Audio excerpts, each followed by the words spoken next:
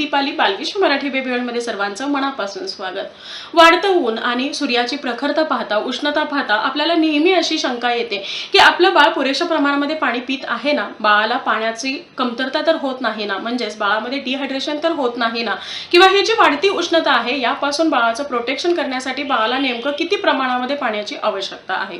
तशा बऱ्याचशा कमेंट्स सुद्धा मला मिळतात की जे बाळ नवजात आहे, अजून फक्त आईचं दूध पित आहे, अशा बाळाला पाणी देण्याची गरज आहे का, किंवा जी मोठी मुलं आहेत त्यांना किती ml पर्यंत पाणी देणं आवश्यक आहे। तर आजच्या व्हिडिओमध्ये आपण सविस्तररित्या जाणून घेणार आहोत की उन्हाळ्याच्या दिवसामध्ये लहान बाळांना किंवा लहान मुलांना किती पाण्याची आवश्यकता असते, किती ml पर्यंत पाणी तुम्ही देऊ शकता आणि ते द्यायला हवं। शिवाय हे पाणी बाळाला देत असताना तुम्ही काय काळजी घ्यायला हवी, सविस्तर माहिती जाणून घेण्यासाठी आजचा आपला हा व्हिडिओ शेवटपर्यंत पाहत राहा। व्हिडिओ आवडला तर व्हिडिओला लाईक शेअर कमेंट करा, चॅनलला नवीन असेल आतापर्यंत सबस्क्राइब केलं नसेल तर सबस्क्राइब करा आणि शेजारी असणारे जे बेल आयकॉन आहे तेही प्रेस करा, जेणेकरून येणाऱ्या नवीन व्हिडिओचा अपडेट तुम्हाला मिळत राहील।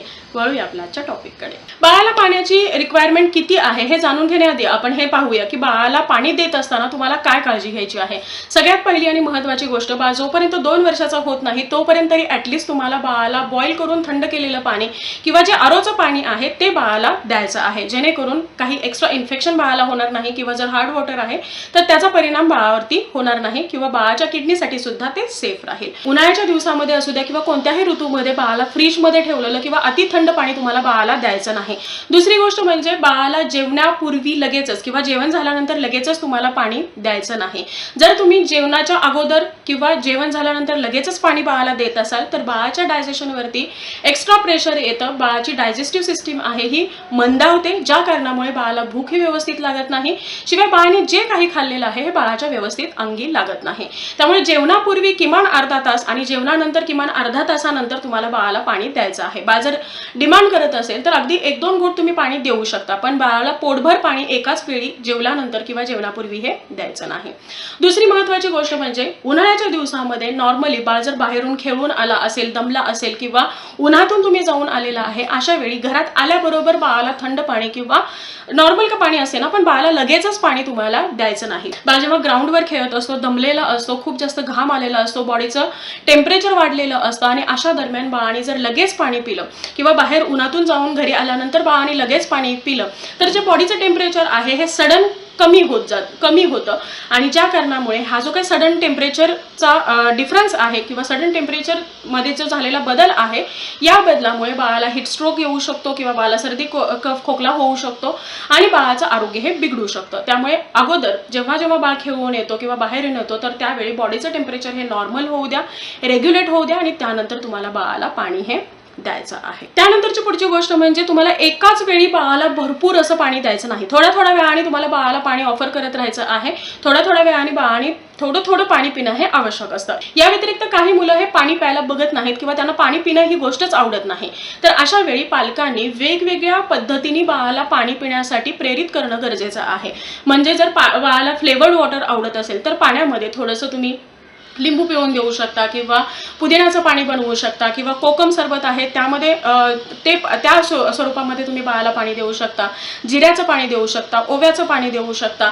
बाहेरचे जे फ्लेवर आहेत ते सोडून घरामध्ये बनणारे जे काही फ्रेश फ्लेवर आहेत ते घालून तुम्ही बाळाला पाणी देण्यासाठी थोडंसं इन्स्पायर करू शकता। असंही बाळ पाणी पित नसेल तर वेगवेगळे मार्केटमध्ये कलरफुल असे ग्लासेस मिळतात, सिपर्स मिळतात, स्ट्रॉ मिळतात, तर त्याचा वापर करून बाळाला पाणी पिण्यासाठी तुम्हाला प्रोत्साहित करायचं आहे। शिवाय जर बाळाला पाणी पिणं आवडत नसेल तर त्यावेळी तुम्हाला वेगवेगळे लिक्विड पदार्थ बाळाला द्यायचे आहेत। मग ते फळांचे ज्युसेस असतील, मिल्कशेक्स असतील, लिंबू पाणी आहे, लिंबू सरबत आहे किंवा कोकम सरबत आहे, पुदिन्याचं पाणी आहे किंवा आणखी सब्जाचं पाणी आहे, असे वेगवेगळ्या प्रकारचे पाणी किंवा ताक आहे। अशा प्रकारे तुम्हाला लिक्विड डाएट जास्तीत जास्त मुलांच्या आहारामध्ये समाविष्ट करायचं आहे, जेणेकरून जी काही पाण्याची आवश्यकता आहे तर ती फुलफिल होईल, बाळाचं जे काही शरीर आहे हे आतून थंड राहायला मदत होईल, उष्णता कमी होईल, बाळाचं डायजेशन इम्प्रूव्ह होईल आणि ज्या कारणामुळे बाळ हा व्यवस्थित खाईल सुद्धा, बाळ हा उन्हाळ्यामध्ये शांत राहील, वजनदार राहील आणि निरोगी राहील।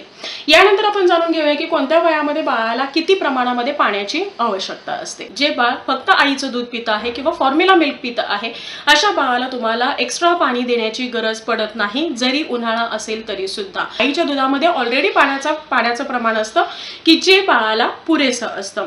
जर तुम्ही बाळाला वरून पाणी देत असाल, एक्स्ट्रा पाणी देत असाल, तर अननेसेसरी बाळाचं जे छोटंसं पोट आहे हे भरलेलं राहतं, पाण्यामध्ये बिलकुल न्यूट्रिशन नाही आणि त्यामुळे बाळाचं वजन न वाढणं किंवा बाळ आजारी पडणं यासारख्या गोष्टी होऊ शकतात. शिवाय पाण्यामध्ये असणारे काही जे घटक आहेत हे छोट्याशा बाळाच्या किडनीवरती इफेक्ट करतात, ज्या कारणामुळे भविष्यामध्ये बाळाला किडनी रिलेटेड आजार सुद्धा होऊ शकतात. जनरली आपण 5.5 महिन्याच्या आसपास बाळाला वरचा आहार सुरू करतो, तर जसं तुम्ही वरचा आहार देता तर त्या प्रमाणामध्ये तुम्ही बाळाला पाणी द्यायला सुद्धा सुरुवात करायची आहे. जे खाल्लेले पदार्थ आहेत हे व्यवस्थितरित्या डायजेस्ट व्हावेत, बाळाच्या बॉडीचं टेम्परेचर मेंटेन राहावं, बाळ हा शांत राहावा किंवा बाळाची जी उष्णता आहे ही बॅलन्स राहावी, यासाठी बाळाला एक्स्ट्रा पाणी देण्याची आवश्यकता असते. 6 ते 9 महिन्याचं जे बाळ आहे अशा बाळाला तुम्हाला 100 ml पासून ते 120 ml पर्यंत पाणी हे द्यायचं आहे उन्हाळ्याच्या दिवसामध्ये. हिवाळ्यामध्ये आणि पावसाळ्यामध्ये हे पाणी तुम्ही 100 ml पर्यंत देऊ शकता. 9 महिन्यापासून ते 12 महिन्यापर्यंतची जी मुलं आहेत अशा मुलांचं सॉलिड इंटेक हे थोडंसं वाढतं. शिवाय दिवसभराचं आईचं दूध किंवा फॉर्म्युला मिल्क पिण्याचं प्रमाण सुद्धा कमी होतं आणि या दरम्यान बाळाला आणखी जास्त पाण्याची आवश्यकता भासू शकते.